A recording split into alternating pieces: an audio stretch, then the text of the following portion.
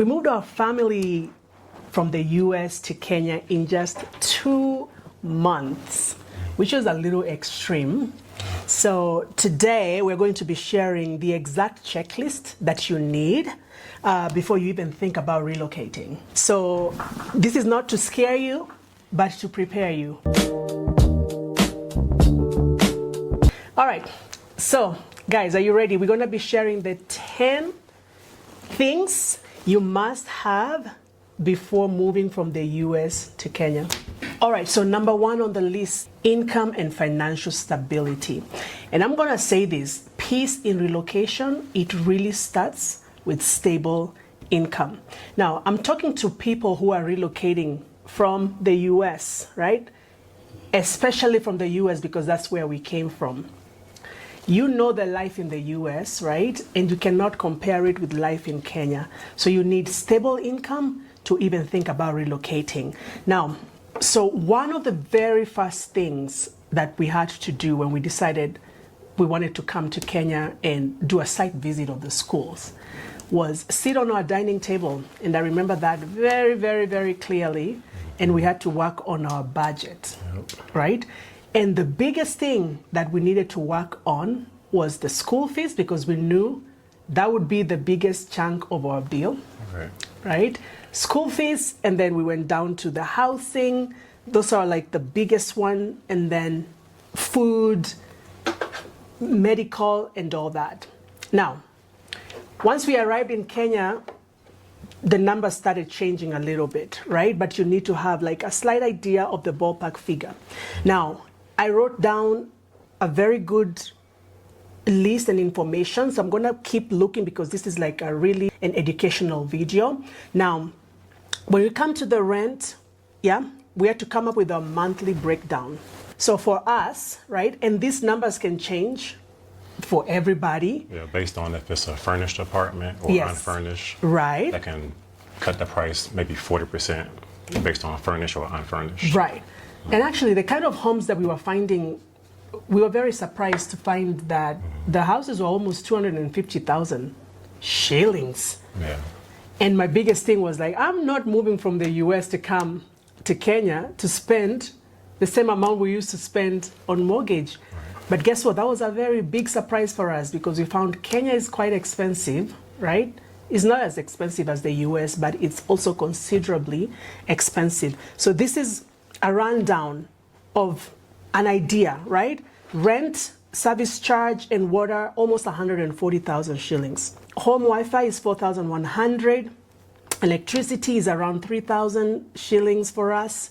Phone data, that was a big one. Before I found that I could use Airtel and go with their $9.99 per month, I think I spent almost 7,000 with Safaricom because they did not have the monthly data plan.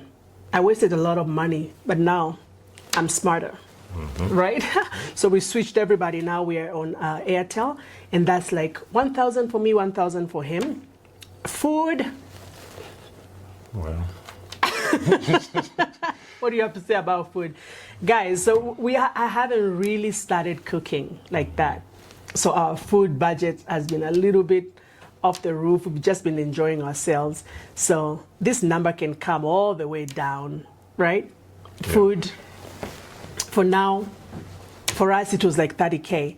Now, the biggest one is the school fees. And I feel like this can really bring your budget down depending on what school you decide to go to. For us, when we brought our kids to Kenya and we took them to the different schools, they really loved Brookhouse.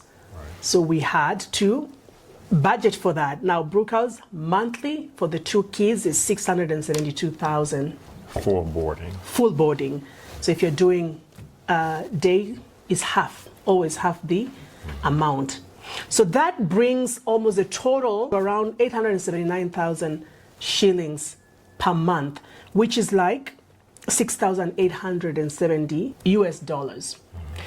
So look at that and figure out where do you stand. And there are so many good schools, guys. We gotta tell you, one of our good friends took her children to Kitengela International School.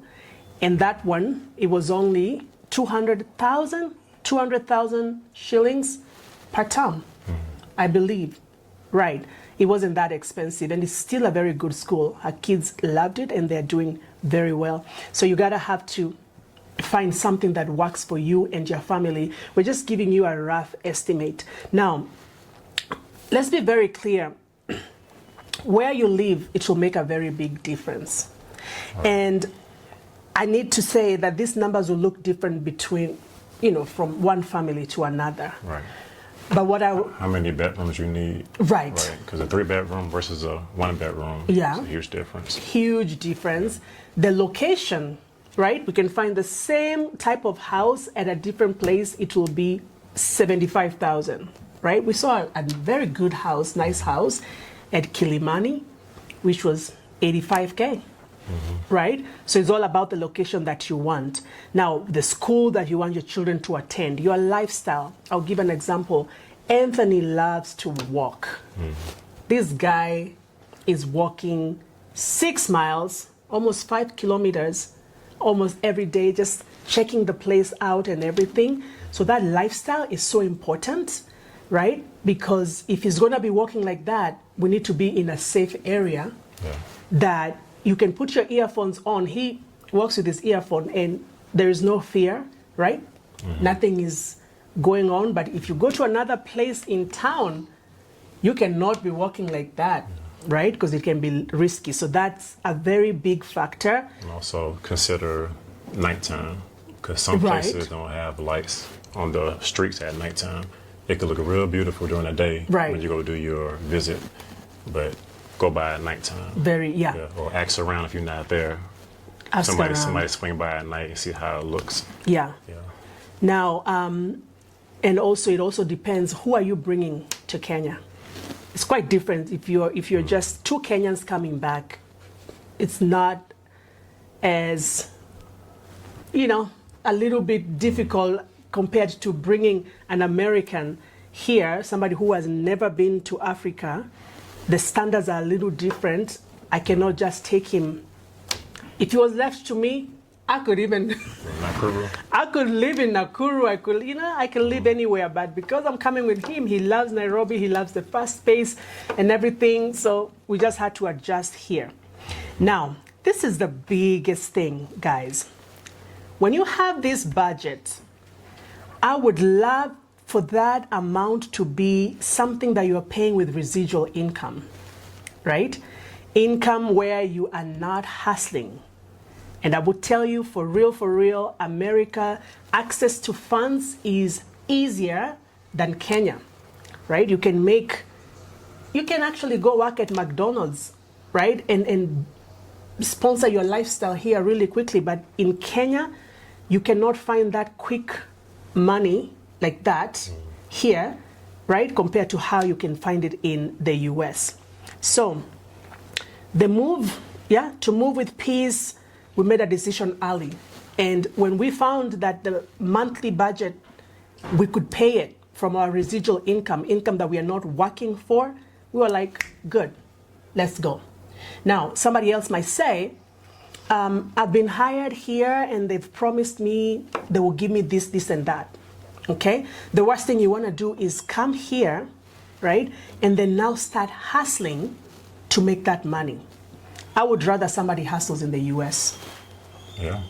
Find something that can bring you this amount of dollars or whatever here in Kenya.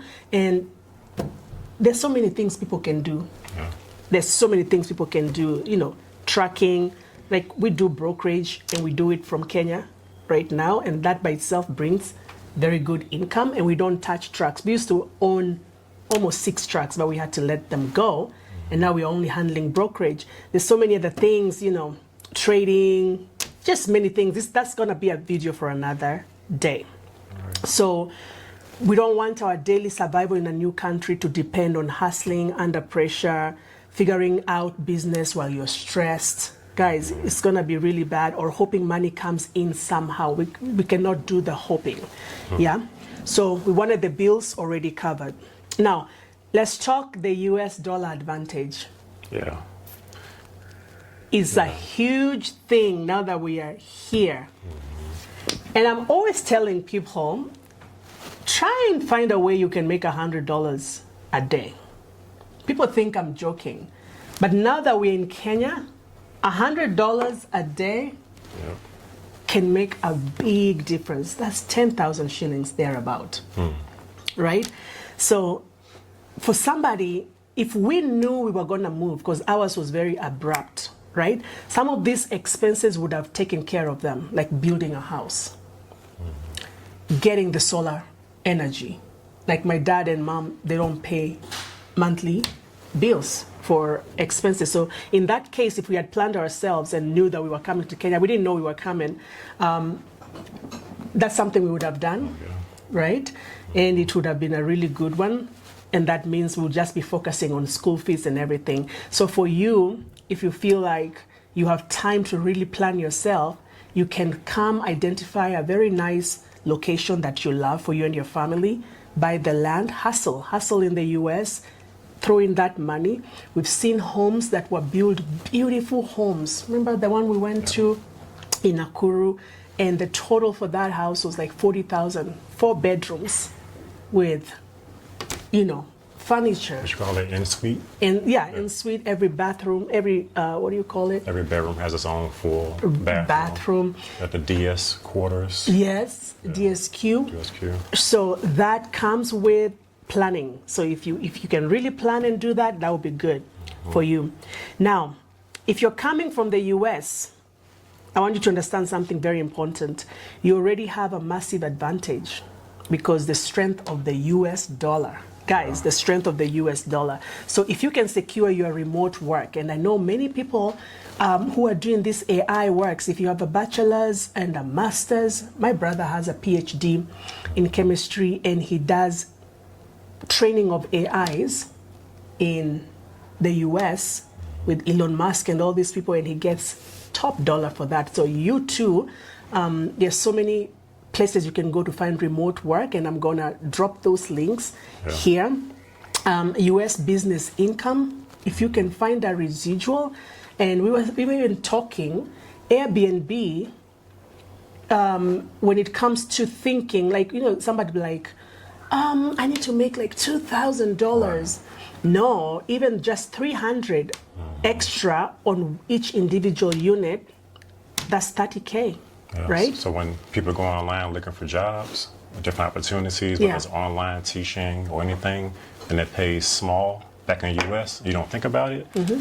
The country thinking about moving to, Kenya, look at their the conversion. Like you said, the housing, the food, everything is way cheaper. So it may be an online job that only pays $500 a week back in Maryland. Yeah. You would never spend half the day doing that. It's too little. But coming out here doing that, that's a lot of money here. Yeah. So think about those jobs when you go on career, different websites, LinkedIn, whatever it is. Those jobs you would kind of breeze past. Now look at it carefully. Yeah. Because you can do that here just for 4 or 5 hours during the day, those part-time jobs. Yeah. And they can pay full-time version here. So that's a huge thing to look into. Yeah. Yeah. And there's some people whose budget, and they're living really good. Like, went to visit a very, very good friend in a very nice location, and her house there was 30,000 per month. Yeah? Oh, yeah. So it doesn't have, please don't use our expenses to say, oh my God, it's still quite expensive. No, right? There's still so many nice locations, even outside. We're in Nairobi, right? Nakuru is cheap, right? And it's up to you with your lifestyle. Some of you might want to move to Meru, right? Some of you Embu, some of you Kisumu. But even in Nairobi, it's affordable. The first example you gave, that was more so Nairobi and Karen. That's like the top. But you have Levington a lot cheaper. Yeah. If you don't mind just going 30 minutes outside of Nairobi, somewhere else, that's a whole lot cheaper. Yeah. Yeah, so it just depends on how close you want to be to the city. Right. All right. So, and I'm going to stress this again. If you're relocating and you plan to depend fully on Kenyan shilling, I would say it's a little risky unless you really have that planned out. Like you know exactly this is going to be coming. You have the job offer, you have the contract in place. You're not coming here to wing it. You can wing it in the US. I don't think you can come here and wing it in Kenya, especially because you're coming from the US and you're used to a specific lifestyle and everything. So now somebody else might say, I'm going to use my savings to relocate, right? Somebody says, oh, I have $60,000 saved. Let's move. Right. Very risky move, right? Again, unless you have something that's bringing consistent cash flow, right? Just ask yourself with your monthly budget and how much you have saved, divide that savings, divide by your monthly budget. How long will you go before that money runs dry? Okay. So in my case, if I said I'm coming here because I have savings of $60,000, I would only have 9 months, right, before we start hustling.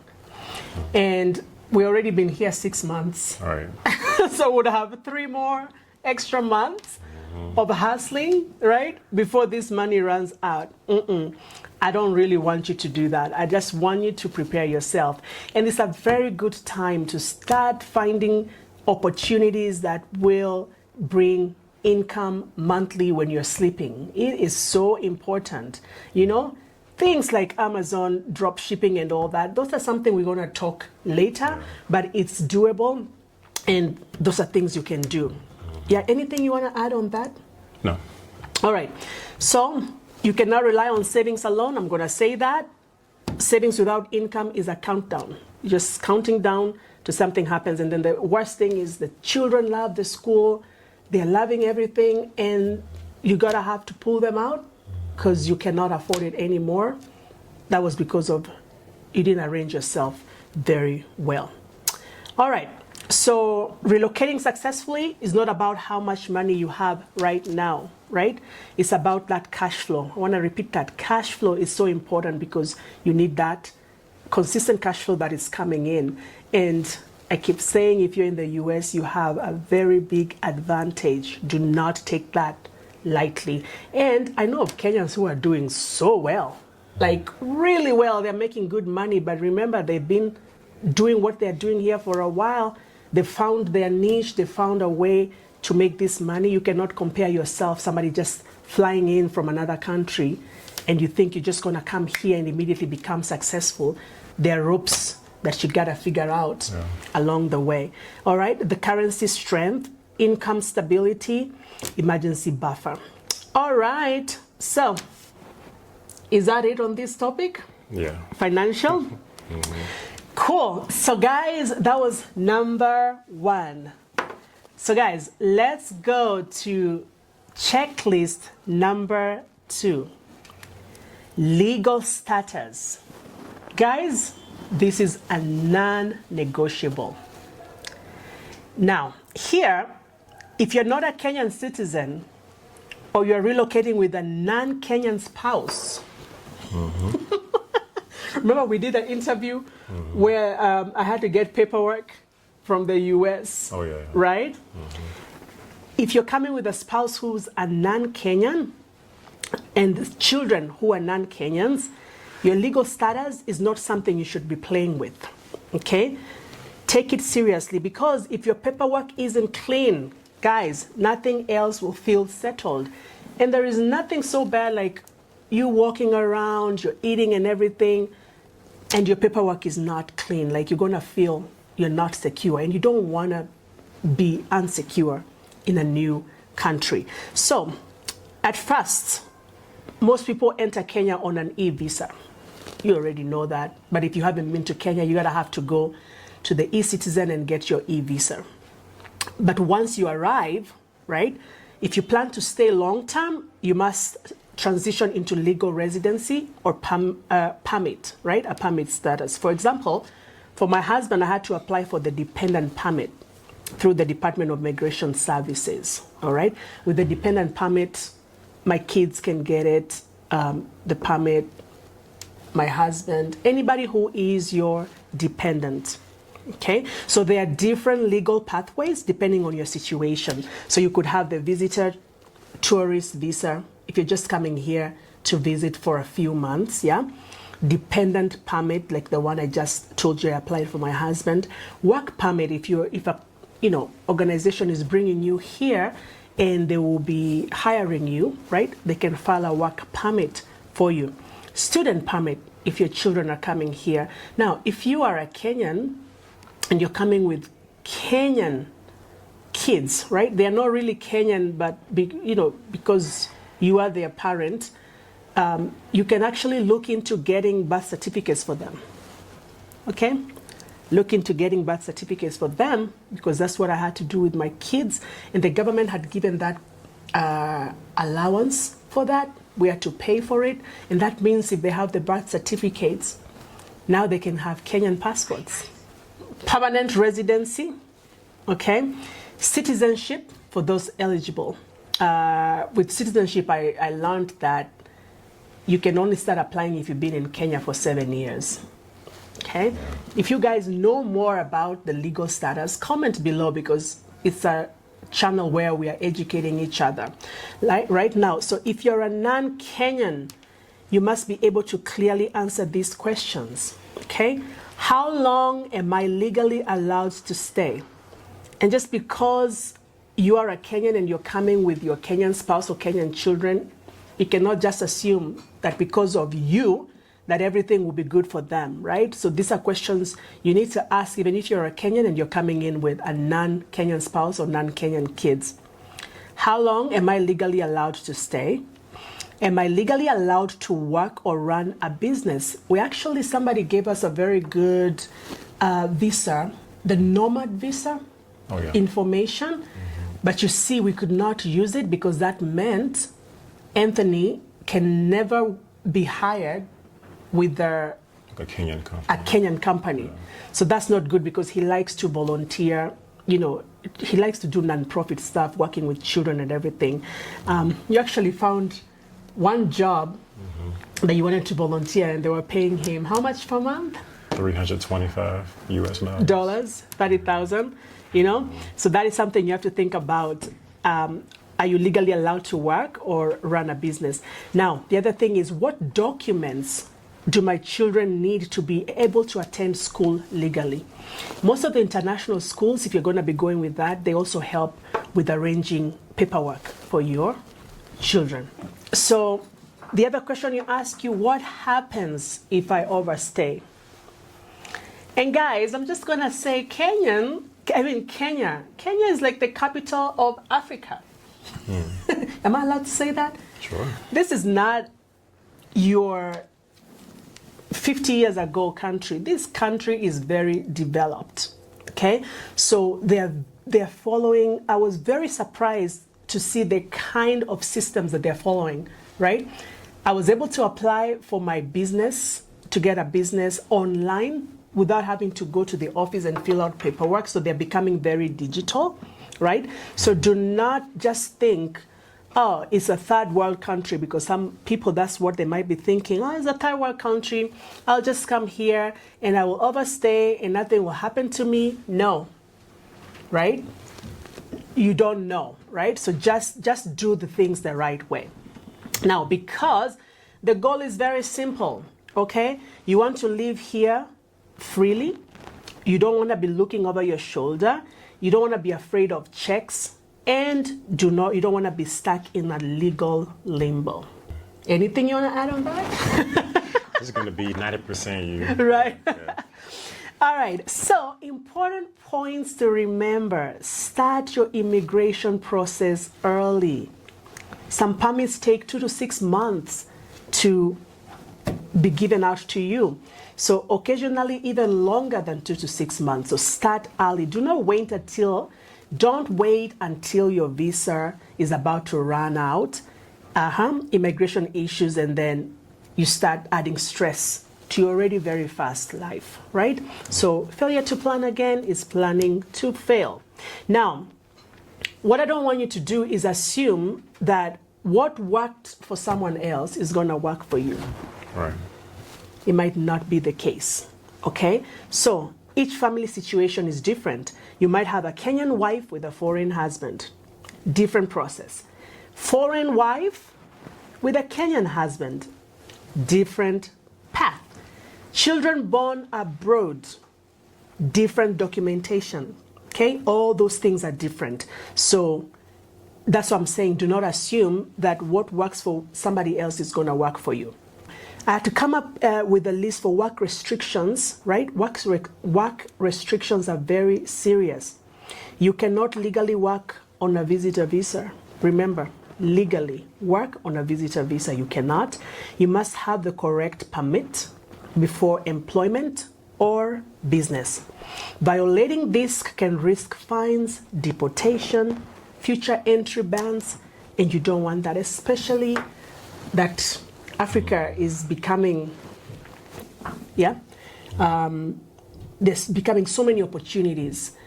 Many people are actually relocating to other areas, Ghana, Nigeria, Kenya, right? So you don't want to be banned to come to Kenya because you did something wrong with your legal status, yeah? Just do things the right way so that you can be at peace. Now, children documents are often overlooked. All right, birth certificates, passports, immigration status linked to the parent's permit. School will request these, right? The school will ask you for this. Actually, the school called us and they were like, oh, do you have the updated paperwork for the kids, right? And if they're not on top of it and you're not on top of it, you're going to fall and you're going to be trapped. Right. And find out the hard way. You're going to find out the hard way. So we had to quickly apply for all these passports and everything. Checklist number 3, healthcare. Healthcare and insurance, guys. Before coming here, my biggest fear was healthcare. Like, honestly, if you've been to the US, you know that healthcare is top, right? And I really felt like, oh my God, what if something happens to me? What if something happens to the children, emergency and everything? What's going to happen? But I was pleasantly surprised. When I came here, I have something going on with my left ear.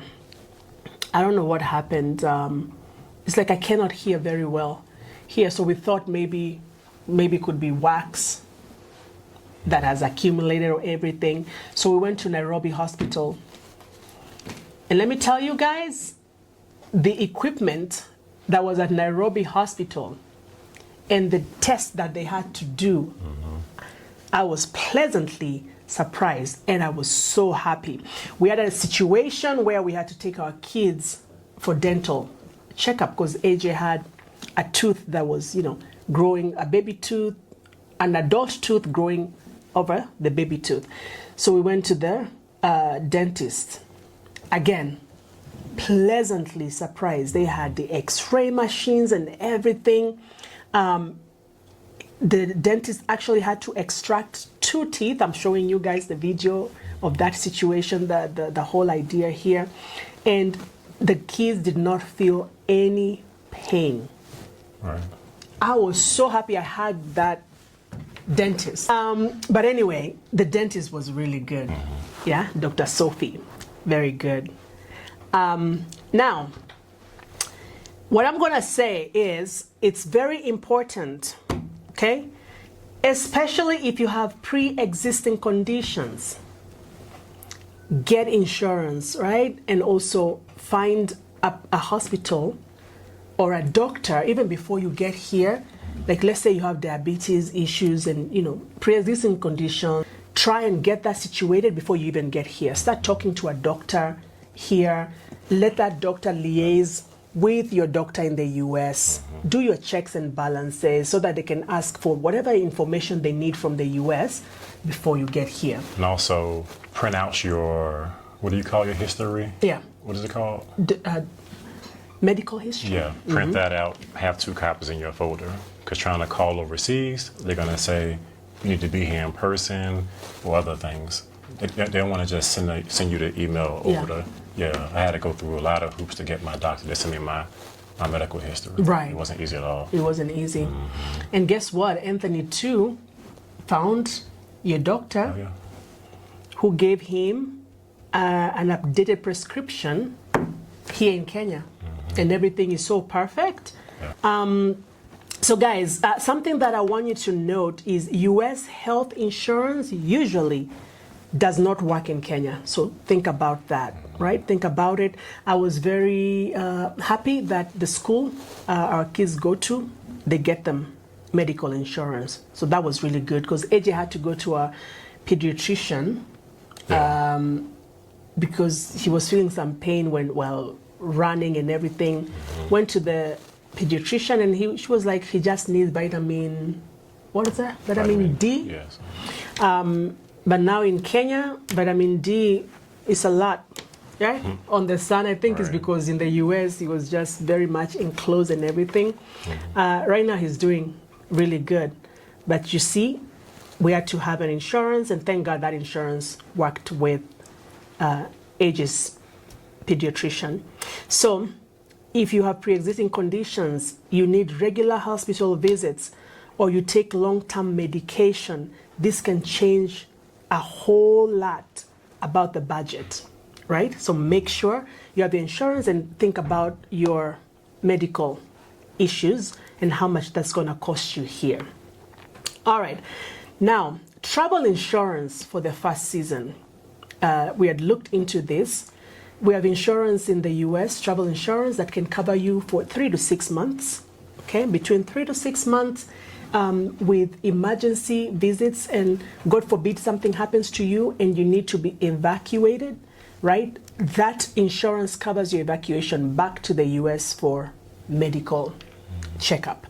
So it's something you can look into. We had looked into that, but we never followed through. It's affordable too. Very affordable. It doesn't cost much at all. Very affordable. For a family of 4, they were charging us, was it $500? And it was it $1 million coverage? Something really good, right? And now remember, with the travel insurance, you cannot keep renewing it. It's only good for the first 3 to 6 months. If it expires, you have to go back to the US before they can give you another one. So this is just a temporary fix, not a insurance for you to relocate. Oh, yeah, and true. if they know that you are also relocating, they might not even give it to you. Yeah, true. Yeah. So it's just a temporary 3 to 6 months insurance. Now, that one will cover basic hospital visits, even in Kenya. If something happens to you and you need to go to, Nairobi Hospital, some of that insurance can cover that, right? Emergency evacuation, like I've said. Now, if something serious happens and you need treatment in the US, that evacuation alone can cost you tens of thousands, right? So thousands of dollars. So this is not optional. If you can, get it. For us, guys, we were so much in a hurry that we didn't even have time to keep going back and forth with this insurance. By the time we considered insurance, it was like 2 weeks before our departure. Right. We're making a lot of last-minute phone calls. Yes. Yeah, so we didn't have that much time. So when we got here, I don't think they could have covered us because we were already here. I don't even know. So now, school insurance, like I said, ask your school. If you're thinking of relocating your kids, ask them, do they offer kids insurance? Yeah. So do they provide medical insurance? Ask them, what does that insurance cover? Which hospitals are included? Like our school, for my kids, Nairobi Hospital is their main hospital, and then of course they can do Aga Khan, and so some of those other hospitals. Now, things you must think about before you move when it comes to healthcare, right? Always have answers for private versus public healthcare. Okay, which hospital you'll go to in case of an emergency. Where do you get prescription medication, right? Whether the medication is available in Kenya for people with pre-existing conditions, right? Some medication in the US might not be here. What's the equivalent? Like yours, vitamin something, you had to get a bigger dose or what? Yeah. a bigger dose. But my initial, 'cause I have hypothyroidism, so that medication I had to stock up in U.S. 90 days worth. Yeah. Yeah. So now I'm taking my new prescription here. Here. So yeah, do your research and make sure they got the same one, and if not, find out what the different one is, and ask your primary doctor what they think about it. Just don't come over here and assume they're gonna have something equivalent. Even you guys regular medicine over the counter, like Tylenol, Advil, they don't have much of those same things in regular neighborhoods. So out here in Kenya, they have it's called pharmacies all over the place. Chemists. Yeah. So, and you go in there, you just tell them what's wrong with you, because you can't find the regular things we know, like NyQuil, Tylenol, not in the everyday spots. Right. So you gotta know and ask about that. Yeah, especially pre-existing conditions, right? Ask, have your doctor, your primary care, talk to the doctor over here before you even move, so you can get that situated. Now, as far as the dental, of course, if you're coming with kids, changes the dynamic, because there's so many things you have to keep doing, routine checkups and everything, tooth extractions, follow-up treatment. We had to pay out of pocket for this visit, okay? And we had to get braces. We had not planned for it, but the dentist said it's a good time for AJ to get braces. And so far, his teeth are looking really, really good. Yeah, this tooth that was growing up here, and he's like, no, I don't want to take it. I'm like, you better take that, So we fixed him for the girlfriend down the line, so his smile can look good.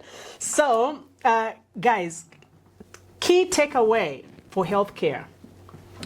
Kenya has excellent private healthcare, but you must plan for it, okay? You must insure yourself properly, okay? And you must know where to go before you need help. Don't wait for an emergency to start caring about your health care. Please, don't wait until something happens and then, oh my God, where do I go? And something that is a little different here in Kenya, there's nothing like 911.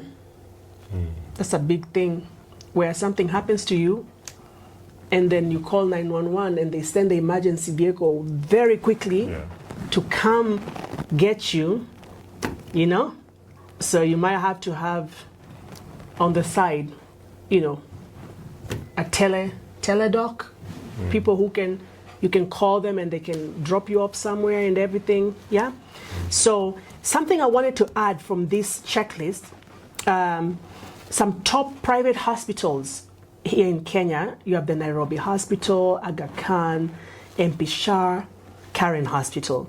Now, something to always keep, right? Always keep your insurance card with you at all times in your bag, right? When you're out and about. Emergency contacts, always have those somewhere. And hospital locations saved on your phone. Anything you want to add on this one? Yeah, just the fact when you said earlier how you were surprised when you came to Kenya, the technology, the equipment, all state-of-the-art things, because that was a big assumption you had about Kenya. So I would say if you are from Kenya, like her, and you've been gone for 5, 10, 15, let's say 20 years, just know Kenya has grown a lot. Yes. Because that's you assuming that it's the same how it was. Especially if you was like raised in Kisumu or Nakuru, you thinking, oh, if I get pregnant out there, I heard a lot of stories about the pregnancy delivery not going well. And do they have the equipment? Do they have the technology? But like you said, when you came out here, you were shocked. The dentist place, there's a Nairobi hospital. Yes. The equipment, the sign-in procedure. Yes. The text alert, the follow-up, the prescriptions. It's the USA. It's no different. It's like the way it looks, the quality, the customer service, everything is like US. Yeah. So the doctor. Yeah, they invested. Somebody invested in the equipment. And the technology. So I will highlight that too. Very good. Don't X out Kenya thinking, oh no, I know how Kenya is. You need to find out. Like some people don't even know Uber's out here. Oh really? Yeah. Like I'm like, they have Uber. They do. So You know, I it's a very. I don't know when it came, but in their mind, it's like, oh, they don't have it. I know they don't have it. I checked before. So Before, people that's a good point. Yeah, they do an update and get all these errors you assume. Yep. Yeah, so something that was before, guys. This is technology has gone in a very very very new way. So that was number 3, guys. Number 4, and we are moving. Are we moving fast, Anthony? No. Anthony told me, Doreen, that is a long list. You're gonna be here the whole day. Yes. Point number 4. But I wanted this to be a very educative video so that you can save it and always come back to it. And I'm going to make it easier and just put the different sections from here to here is this, so that you can just go straight to where you need to go to. Now, number 4, if you have kids, education. Guys, this is a big one. If you're coming with children here, a bad school placement can ruin the entire relocation experience. What do you think about that? Yeah, it's almost, I'm thinking about America, how depending on where your address is, your zip code, yes, you're zoned for a school. Yeah. So if you're in the wrong area and you have to go to these 2 schools, and both schools are low performing, high behavior, suspension rates, all those things. Yeah. That's a bad recipe. So yeah. Same thing here. Same thing be careful. here. And especially people, I think we ignore the fact that you're coming from a first world country. You're coming from a place where there's very good technology. Even the schools, you cannot compare, some schools, the way it looks to Kenya, right? But also now in Kenya, there are some schools that are even better looking than schools in the US, right? It all depends on where you are.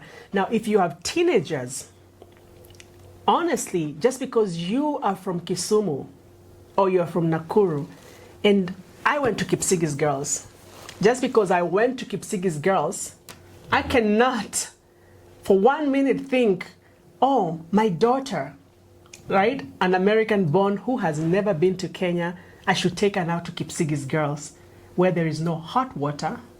I always tell Amani, I used to take shower with, cold water. This guy over here says they could not boil the water for you guys. Boil where? Yeah. Boil where? You wake up and you take that shower.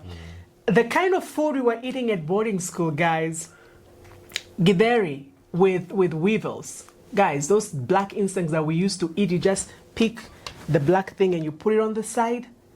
The ugali with cabbage.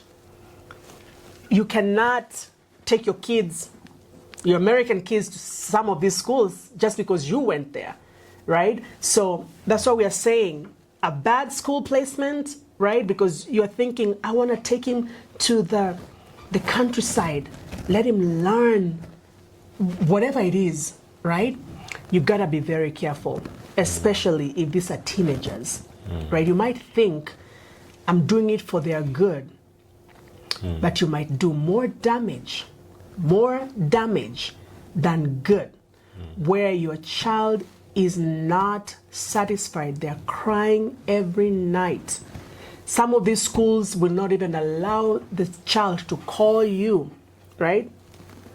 Those type of things, really think hard about them, okay? Before you even think about relocating. Yes, the schools are going to be cheap. They're going to be all that, but ask yourself, where are you coming from, right?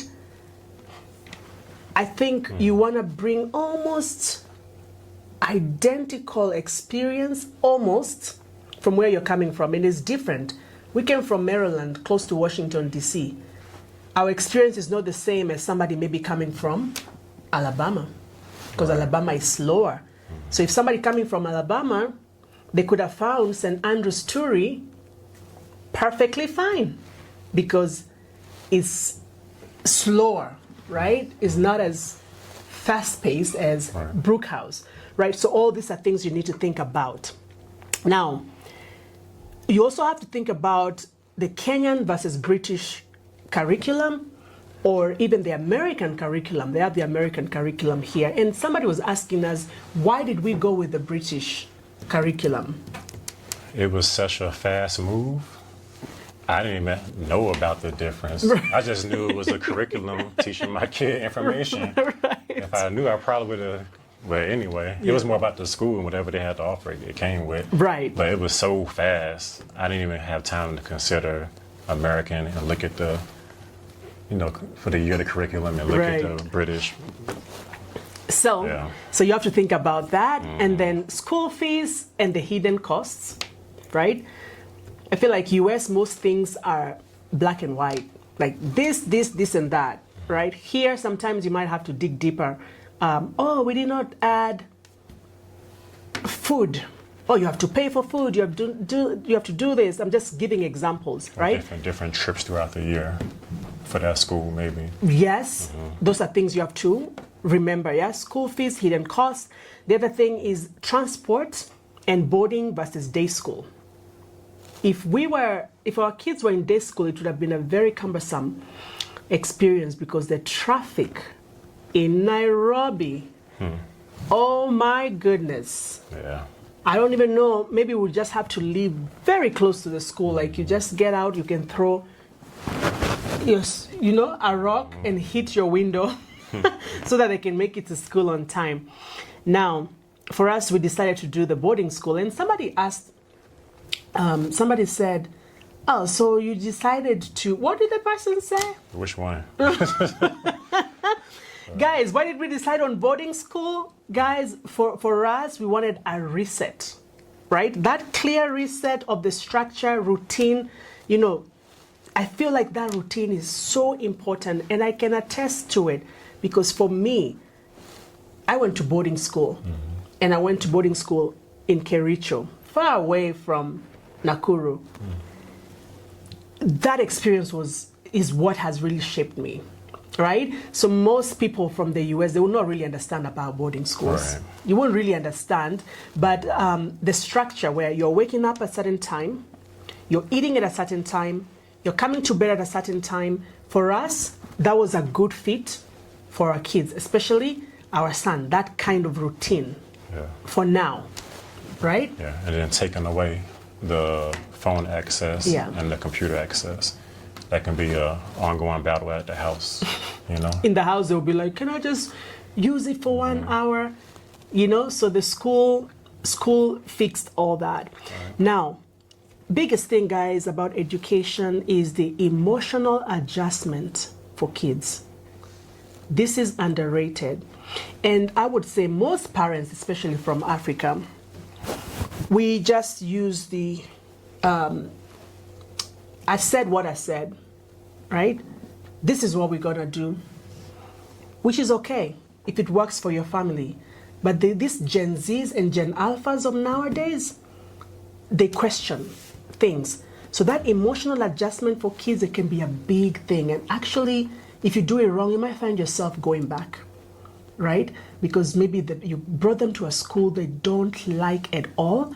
Maybe you took them to a school where they still do the monolization. Remember that stuff where the bigger kids in Form 3, they come and beat up these little ones who are coming just to introduce them to the school. It's like hazing. Hazing used to happen back in the day for us, where the bigger kids, they come and hit you up and just bully you, right? And now you're thinking your big boy, 14-year-old, they don't want to tell you because they want to be tough. Especially in a school, like you said, where they can't call home every day. Right. They can't call home. They're maybe being mistreated because they're from the US or whatever. They cannot tell you because they're in a school where they cannot call. Guys, it can be a very bad emotional adjustment. And you're thinking you're coming here to make it better for your children, and you really, really come here and ruin it. And now they hate Africa. Now they hate Africa. Now that's the... They hate the whole continent now because they had to eat secretary and cabbage. What is it? How you pronounce it? Yeah, so now they mad at the whole continent. They don't even now want to go to Right. Ghana because of you. So that's not good. Parents, please take your time, right? Take your time, and like I said, everything is a sacrifice. Nobody wakes up and now we have all this money that we just want to use for the children. No, it's a sacrifice. Now, figure out how that sacrifice looks for you and your family without killing yourself, but please put the kids in the right school placement. And there are so many good schools, so many schools, right? We are only just tooting the horn on Brookhouse because that is where our kids loved, and I feel like that is where they're flourishing. If I bring another parent here, they would tell you, maybe they took their kids. One parent said they took them to Greenstead's. Another one said St. Andrew's Turi, there's Kitengela, all these things, they're good. So find the right placement so that the emotional adjustment for the kids is not really put at jeopardy. But I would say, man, this right here is very important to me. Yeah. Because I already know how a lot of the grandmothers and aunties and grandparents here are. So for them, for all their life, that's what they're used to. Yeah. Like, make the kid go there, make them go there, period. There's no questions. But our generation, we're more considerate about the kids' feelings. Yes. So if you're just thinking about their ways and what your mom and dad and aunties are saying, and you got to be your own kid's advocate. Yeah. And you got to balance that out. Yeah. Because that generation doesn't care about what the kids feel. They don't. They're just thinking, you need to go to that school. You need to eat that kidberry. Nothing's allowed. Focus on school. And that may not be the best fit for that kid. Because you need to know your not child. be. Yeah. Know your child. And like for us, I can tell you for a fact, if we took AJ to the wrong school placement, it would have been a bad case. You put him in the village or countryside like that, where he's away from all technology and distractions, he'll get the honor roll. But what else?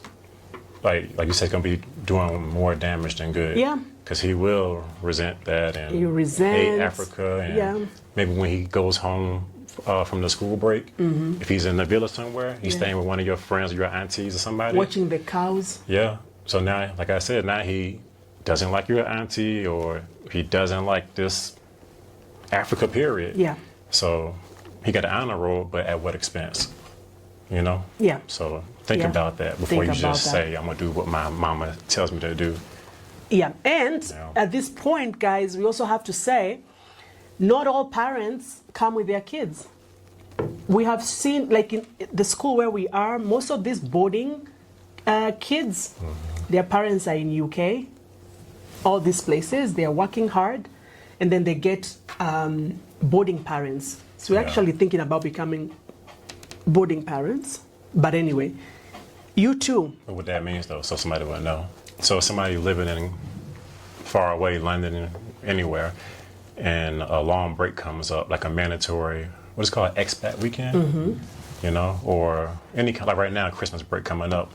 And they don't want to fly the kid back to Canada where they're from. They have to find a family that the kid can stay with. Yeah. So it's called a boarding parent. So they'll go with that parent for that weekend, for that week, or that whole break. Yeah. So that's how that works. So with the education, what I was saying, like if your main goal for moving to Kenya is education, and you feel like moving with your whole family, right, it's going to be very expensive for you, there's an option where you can just bring the child. And I know so many people who do that, guys. Bring your child. The reason why we came is because our job does not involve us clocking in at a physical location. So the same things we are doing here in Kenya, we were doing them in the US. It doesn't make any difference, and we wanted to be here. I think in my head, the 12 families I know, none of them moved here. Nobody. They all are back at home. They just work hard over there to pump in the education here. Do you know anybody that did what we did? They brought themselves here? No. Yeah. I don't know of any person, but I know even the person who introduced us to come and check out Kenya, she still lives in the US with her husband, and the kids come to school here.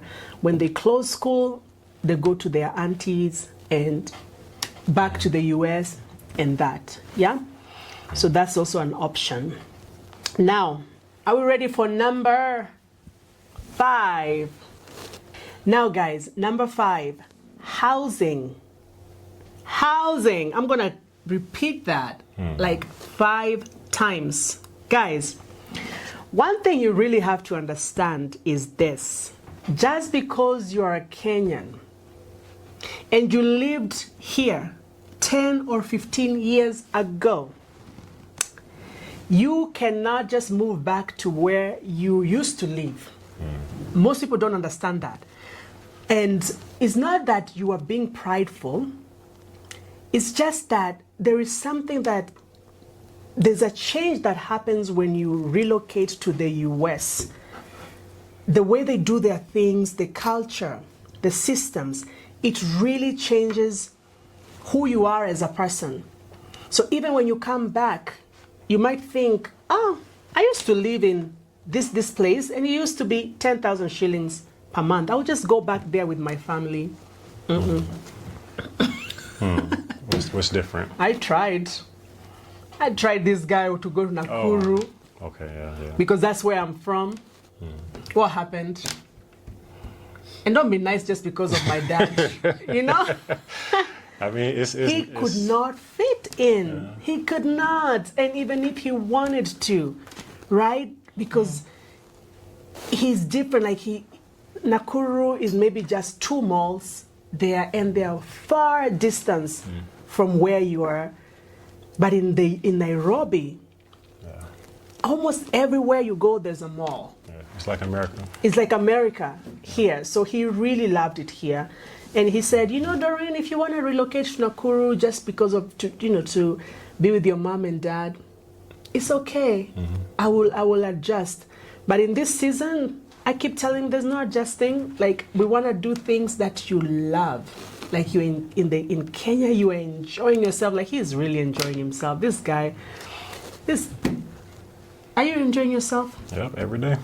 Every day. So that's a big thing, right? So your lifestyle has changed. Your expectations have changed. Your safety standards have changed. Remember, you're still a Kenyan, yes, but you lived outside, especially US. So many things have changed, okay? That brings us to the point. Our first priority was security. Now, Anthony is really good. When we were looking for a place to stay, right? Be very careful, because how this place looks on the picture is not really the same when you come here. Yeah, because like me, you'll go on Google and you start looking at nice, affordable luxury homes in Nairobi. And you'll see the pictures and it'll say only $200 a month. You're like, oh, look at this. Right.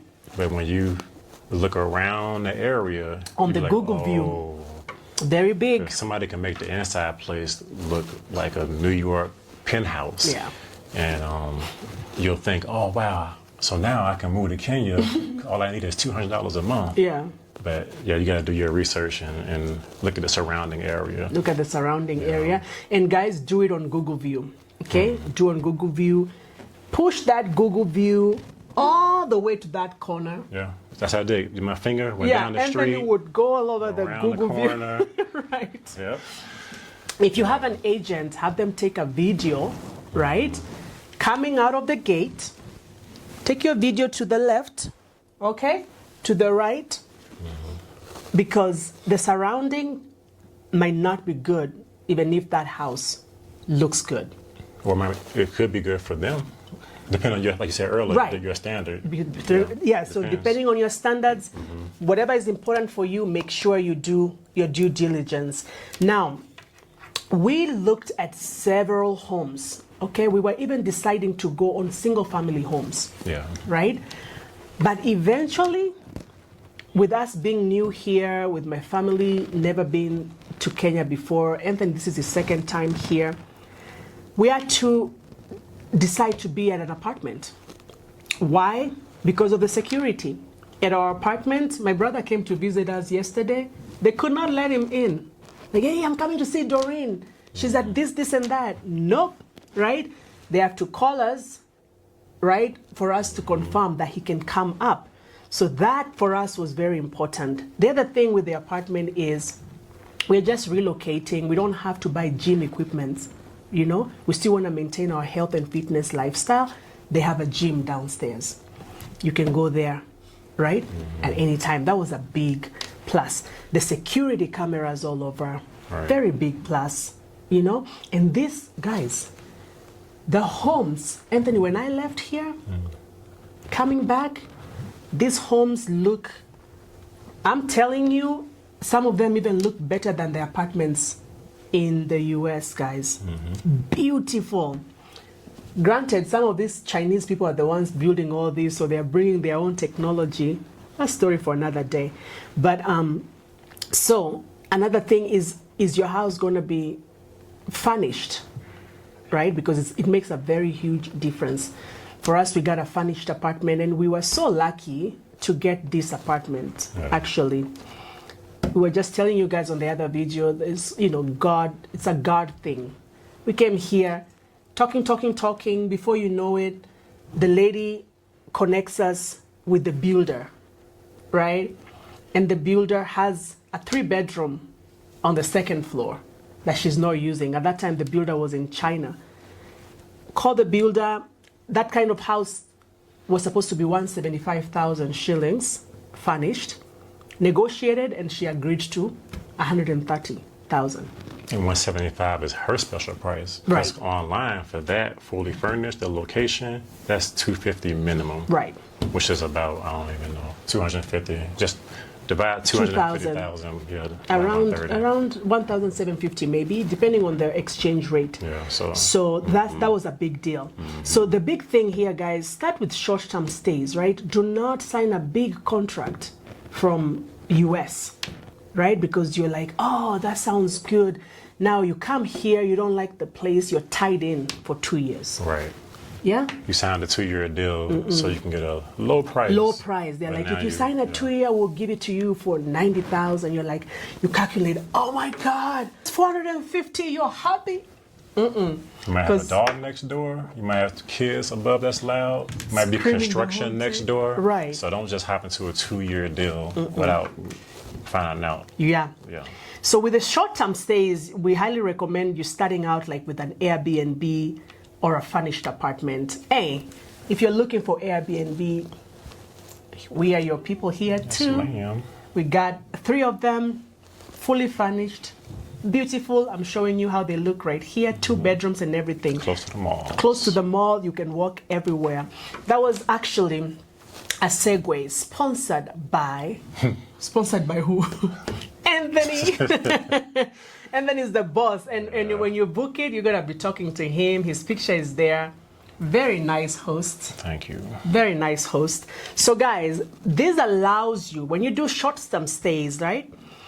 It allows you to learn different neighborhoods, right? Because you might think, I like Kilimani because you remember the Kilimani of 10 years ago. That is not the Kilimani right now.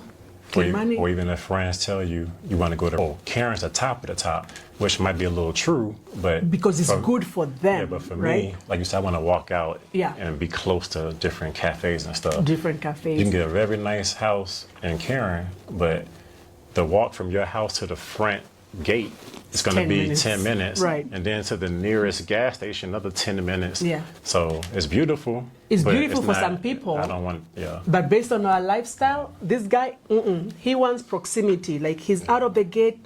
Like right now, he's out of the gate. He goes to Naivas. And he goes to Naivas even at 11 at night. Yeah, 24/7. You know, 24/7. Yeah. So our lifestyle, we need proximity to all these shops, things. But some people like seclusion. Right. When I was in the US, I loved our home to be outside the outskirts, you know? Things change. Now, understand traffic patterns, okay?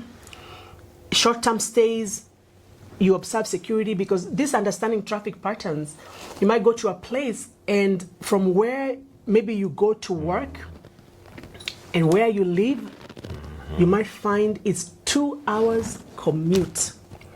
And now you're stuck with a 2-year contract. Or even the kid's school. Yes. So now you're stuck, and you got to wake up at 4 a.m. 4 a.m. instead of regular 5:30 or 6. To make it to work on time, to school on time. And then this also short-term stays, they allow you to observe security. Okay, very important. And also, you see where you actually feel comfortable. Comfort is so important. And comfort is relative. Okay? You want to live a good life. At whatever level you are, whatever good life means to you, please, when you're coming to Kenya, you've worked so hard. You're coming from the US, right? Come and enjoy life here a little bit. Yeah? Just get a nice place. And it's something that is going to be fit for you and your family.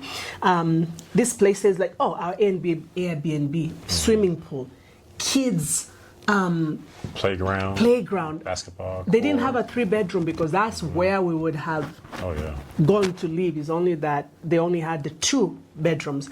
So such things, basketball court. My son can keep throwing the basketball for 5 hours and he will not need the phone. Yeah? So stuff like that.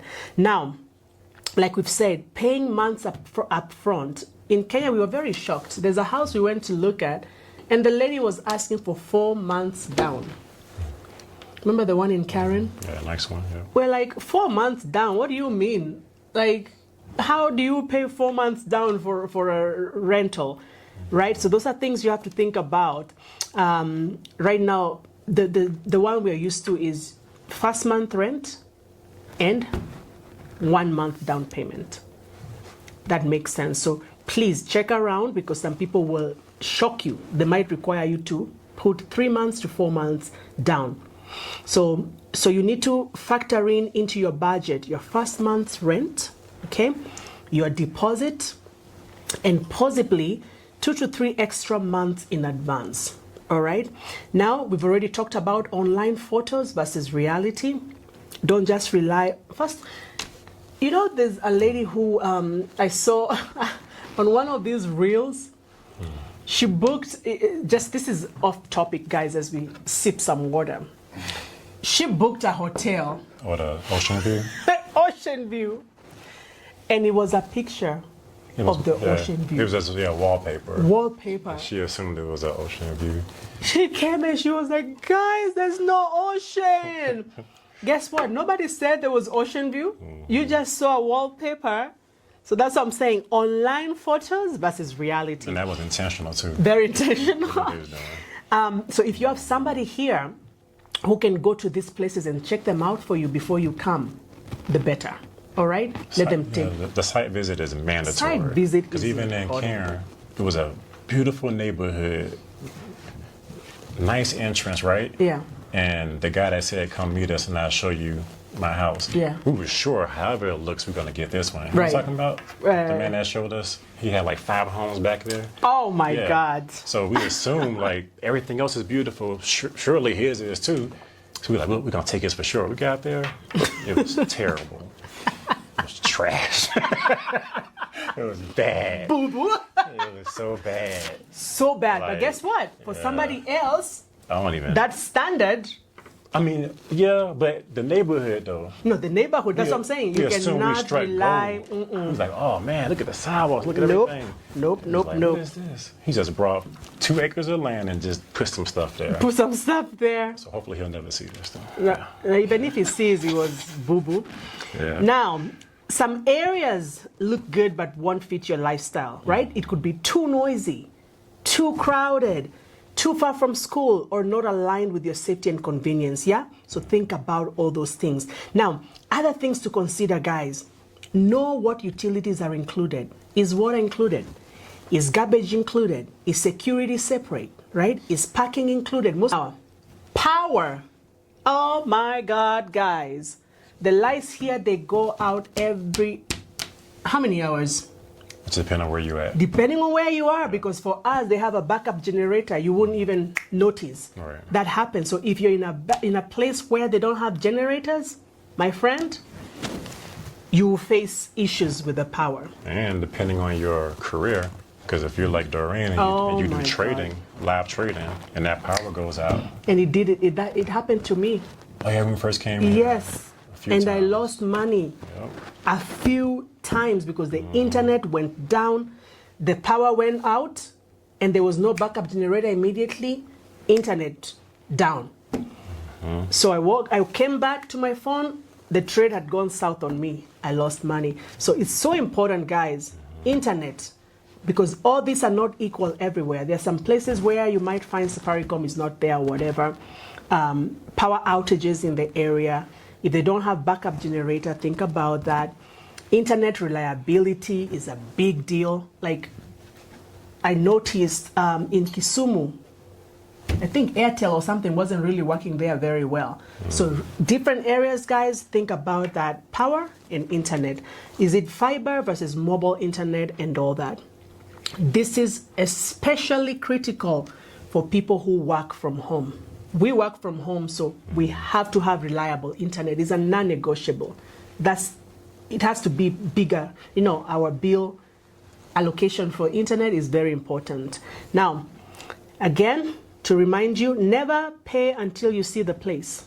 Please, don't send money until you see the place. Very important. Avoid sending large deposits before seeing the house unless you are trusting the person and you've sent somebody there to check the area for you. Now, scams do happen. Guys, utapigo ngeta, utapigo character development with people here. I just told them you can, how do I interpret that? Somebody can give you character development, like they lying to you, they have this house and it's not their house. So you pay down payment and you come here, you're knocking in somebody's house. Thank God they don't do guns here where somebody will shoot you because you're outside their door. But the guy is like, huh? I think you're forgetting that happened to us by Airbnb place. Oh my goodness. I found a nice place on Airbnb. Yes. So beautiful and affordable. And we showed up there, and it's like almost as soon as I pulled up, my reservation got canceled. Right. By me. And I was like, I called them, I said, I didn't cancel anything. So this person was she had somebody behind the scenes, but she was an expert scam artist. Scam artist. She canceled my reservation, and the place didn't even exist. Didn't exist. And she requires so much things up front. I need all you guys' passport and so many rules, because at Airbnb, if you don't follow some of the rules, you lose your right to, get a refund, whatever. So she was saying small things like, give me your passports, I need everybody's phone number. Everybody's phone number. It needs to be two people. Yeah. Because you forgot to include the kids. Now she was telling us, you cannot bring your kids here. And if you do, now I need to pay the security officer because I'm going to get in trouble. And she was demanding money and stuff. And yeah, and it had to be by a certain time of the day. So if you check in with Airbnb and you hit pay, you had to read the small rules. Yeah. Because she was saying, if you don't give me all your passports and phone numbers and all this stuff, I think within 2 hours after paying, I have the right to cancel. Right. So you got to watch all that stuff. Scam because you will get artists. scammed. Yes. So good thing I take screenshots, and I took a video before I left the place, because I won that battle. But it took a while. A while. And you have to know. Hours on the phone. So many hours on the phone. Right. Man. That was like $600 for 4 days or something.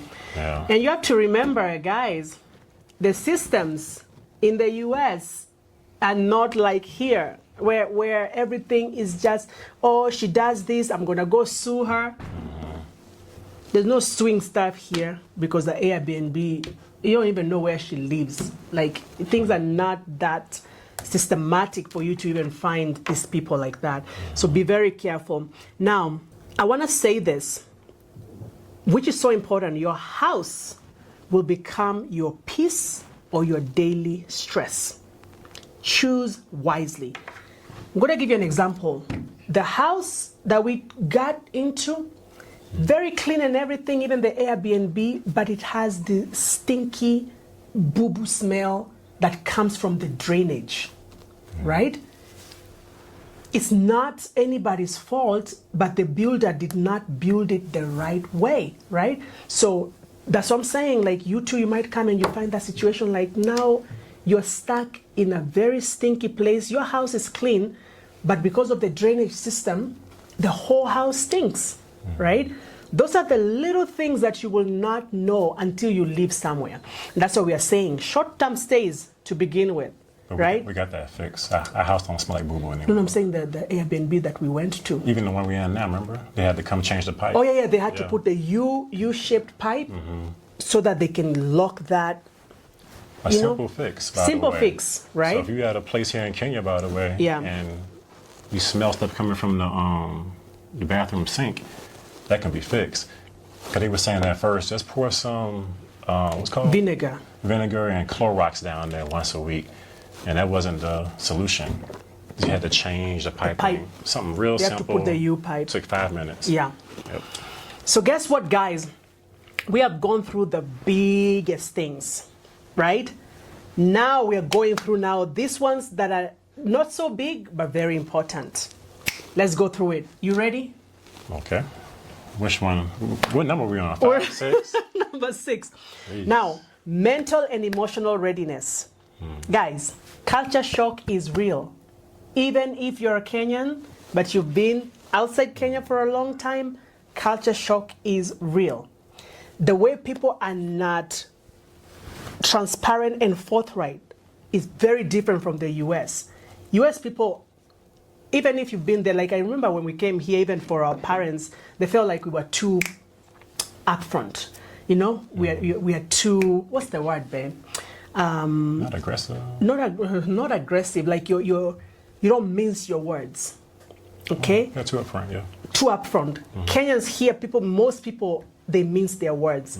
Somebody doesn't want something, but they don't tell you. So you are like, do you want it? Do you not? Right? That's a culture shock. The culture. People are not upfront. In the US, if somebody doesn't want it, straight. Okay? I don't want it. Blah, blah, blah, blah. Kenya, there's so much camouflaging and packaging. Yeah? Very different. Very, very different, guys. So losing US convenience is a big one. Yeah? US convenience, like little things like opening a bank account. Or even this week, Amani needed a cowboy outfit Right. for her Christmas thing. Yes. And back at home, you go to Amazon or even just nearby Target. Right. Grab. I couldn't find a cowboy outfit. We out could here. not. You don't have a Target or a Walmart. Right. So that's the US convenience, right? Loneliness in the first season if you're coming by yourself, right? If you do not have a family and everything, it could be lonely. Thank God I came with my sugar boo, right? So I'm not lonely, but if you're coming by yourself and everything, you can get lonely. Comparison trap with social media. Oh God, this is gonna be big. People can maybe showing you the best places and you come here and you're like, oh my God, what did we get ourselves into? Because some people do come to Kenya, then on YouTube they say, why you should never come to Kenya. So, Right. So they had some kind of bad experience. Right. I don't know where they went, but. So it's so important, guys, very important to be mentally and emotionally ready. Now, I'm going to say this. If you're running from something from the US, Kenya will not fix it for you. So, Like, for example, if your spouse doesn't put her clothes away in the US, she's not going to come to Kenya and all of a sudden start putting her clothes away. Like, just because you got a new place and say, okay, from now on, I'm putting the clothes away. that's what we are doing. No, I'm just an example. Oh, really? Yeah. Okay, let's take it there. We're ready to take it there. So, now, support system, that's the other checklist, number 7. Support system on the ground. Support system on the ground is somewhat important. Family versus no family, right? Trusted local contacts, guys. You gotta have trusted local contacts. The biggest issue in Kenya is if you're relocating, people think you have a lot of money. So something that could have cost you very little amount with a vendor, just because you're coming from the US, the rates hike up. Okay. Something so small, like, oh, I'm gonna drive you around here, I'm gonna do this for you, Okay. I'm gonna do that. Before you know it, you're out 40K. 40,000 shillings.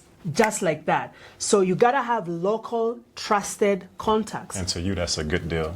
Like to me, I'm saying, I would think, Oh my God. like right here, this bracelet. Was it 700? You would probably only pay 200. 200. With me, I'm like, man, this thing worth at least $10. Right. You know, it's handmade. You know, I had to get to a point and tell my husband, anytime we go out, I don't want to hear his mouth at all, because he messes up the negotiations. You know how Kenyans, we can bargain? Yani tunapelekana with that price all the way down. But this guy is like, $10. We were looking at a home one time, and they said the price, and I was like, "Oh, that's the best price I've seen so far." But it wasn't a good price. To me, it was excellent. Oh my goodness! I was like, this for only 90. I told him, don't speak at yeah. these places, because So that's a good point you made. yeah, Kenya, we know how to haggle the prices. We have to haggle, yeah?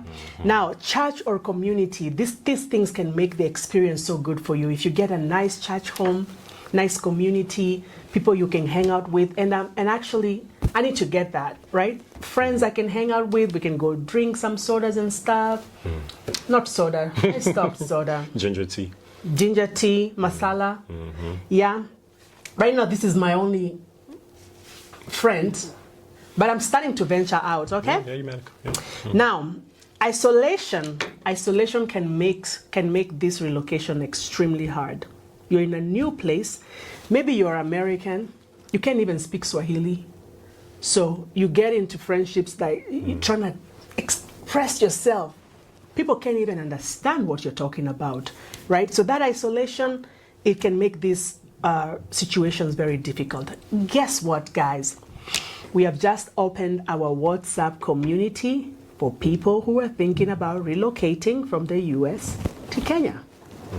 You're going to have to message me to be added, because it's going to be a very sacred group. We're not going to just bring everybody there. Right. And it has to be US to Kenya. So people from Britain, all over.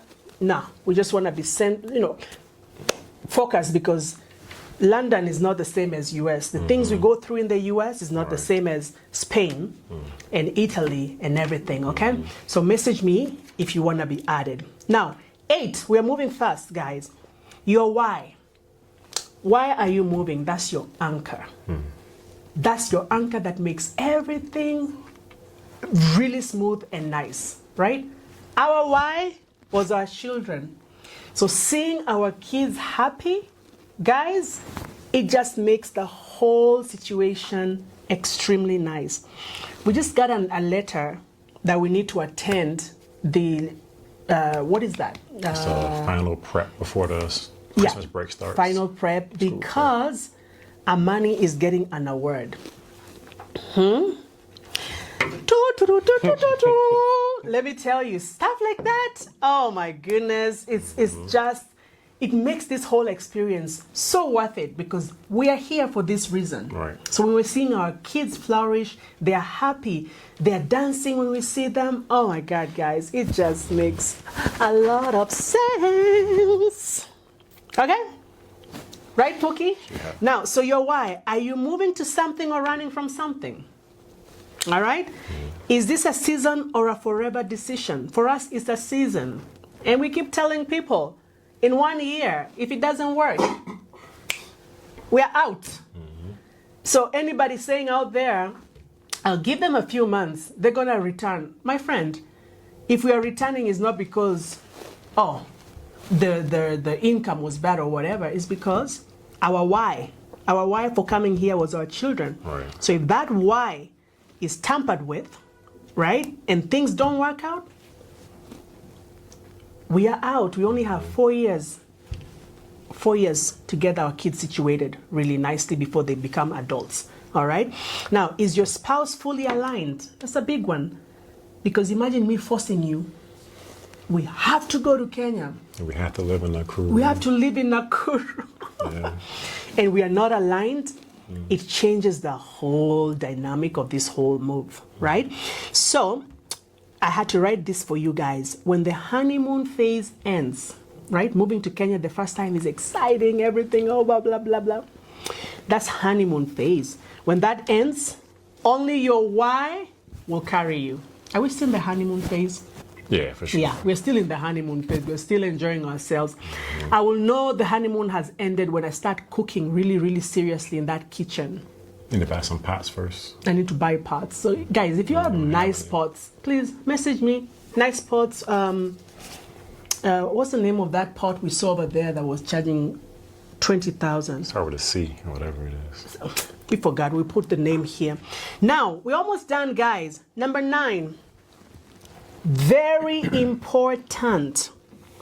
What is your return plan or exit strategy?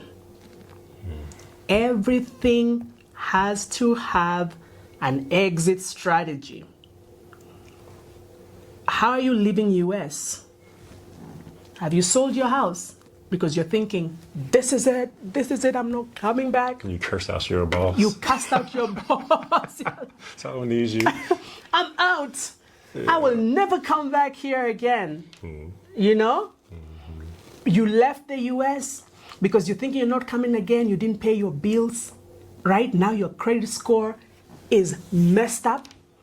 You come back, you cannot even get an apartment in the US because now you have a 400 credit score. Please, do not just leave the US in a bad way. Pay your bills, you know, such a way that US is a place where you always want to go back to. If you have the opportunity to go back, you never want to mess up America. America, I'm telling you. So even the people, not just your boss, even your family and friends. Your family and friends. You probably think I'm leaving, this is affordable, I got everything lined up. I'm not going back. But now you need to go back and talk to your friend, your old roommate. So if you don't burn all those bridges. Or some people even, they maxed out their cards, they messed up their bank. Like you did overdraft on your bank accounts because you're like, I'm not coming. No. You did things on purpose. You did things on purpose. Let me get this car and ship it over there. And or just leave the bill. They left the school and you didn't pay your final bill. All these little things, it ruins, it you know, puts a bad dent. Is it dent? Yeah. On you going back. You don't want to do that. America is a land of opportunities. Let's face it, okay? It's a good country. You never want to be locked out, okay? You don't want to be locked out by vendors. And you already know how America works. Credit scores are very important. Do not forget to pay your bills. Just because you're moving now, Verizon or whoever your utility provider is, now they put bad, you know, information on your credit, right? That's something to consider too. Let's say you are moving from US to Kenya, right? Just like us. And we had the Vivint security. I canceled the plan, that was fine. Yeah. But the equipment, you can't cancel it. Right. So you may say, well, I'm not going to keep paying $100 a month for that equipment. I'm not there. Yeah. You just leave it. Let it go. But if something messes up your credit score, yeah, like we said, so even when you are leaving, find out those things that you have payment plans on. Yeah. And ask yourself, am I willing to do it the right way or the bad way? Yeah. Because you got to consider that. And the final one, drum roll. Humility, guys, and flexibility. Things will not work like in the US here. Things might not work like in the US. Guys, US is very structured. You can open an account on the phone, online. Over here, I've had so much issue. I'm not going to name the vendor because I don't want to get into bad terms with them. Something that only supposed to take me one day, few hours. It's taking 1 week, right? Those are things that can make me so upset, right? But I'm reminding myself, humility. I am not in America.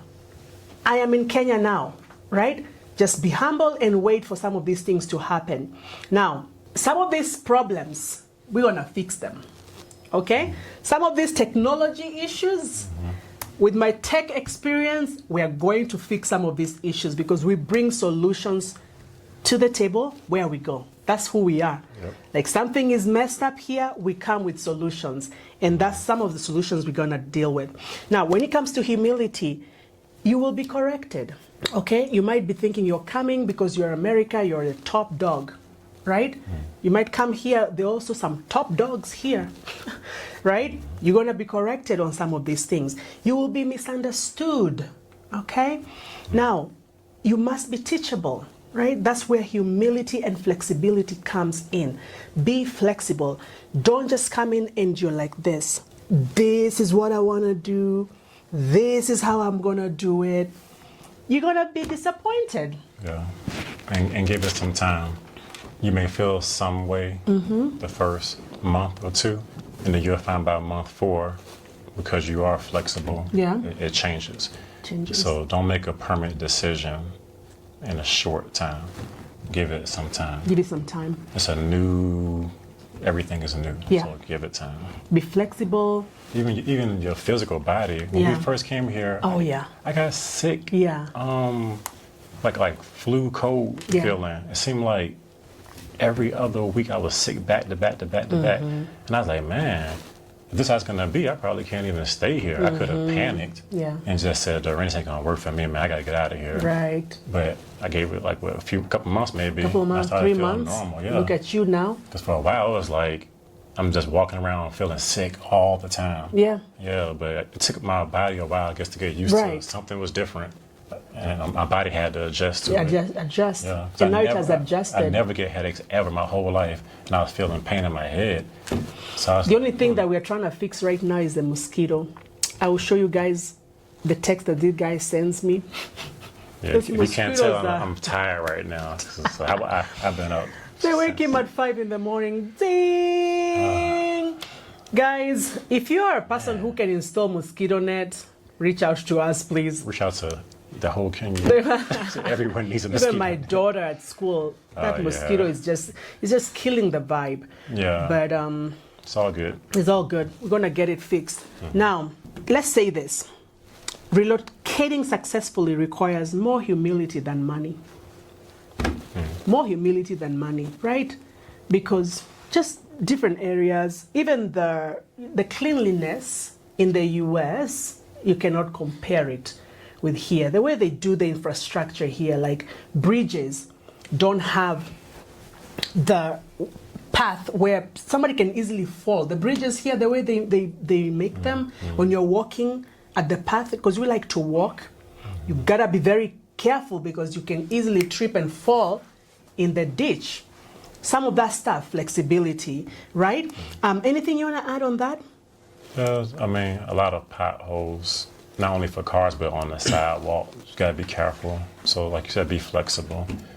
Do your research and be flexible. Yeah. So, guys, that brings us to the end of this 10 checklists that you need to have in place before you relocate from the US to Kenya. Now, I want you to save this, right? You can come and review it, rewatch it again. If some areas that you think, oh, I need clarification on that, come to that section and watch it. Now, we are here for a while. So if you're relocating and you just need to talk to someone, or if you're coming in and you're coming with your American husband or American spouse or whatever, we are a good fit for you to just talk to you and enjoy. Now, just comment with the word ready, okay? If this video gave you clarity, I want to see, the people who are thinking of relocating, if this gave you clarity, let us know. Now, on another comment, just let us know what else do you want us to talk about. Okay, what else do you want us to talk about? We'll come back and talk about it. Now, guys, like, follow, turn the ring bell on so that anytime we drop a video, you get a notification, and hit the subscribe button.